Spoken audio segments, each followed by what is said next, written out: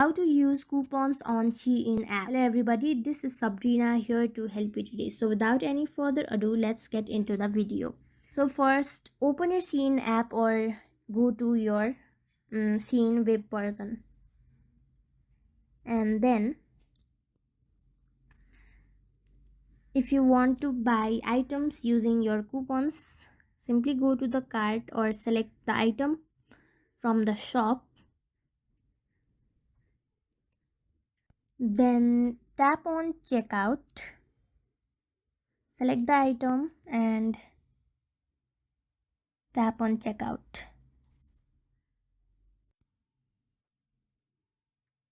So then you have to add your shipping details, and after that, in this third step where there is place order, there will also be an option for using codes or promo codes, where you can enter your promo codes or your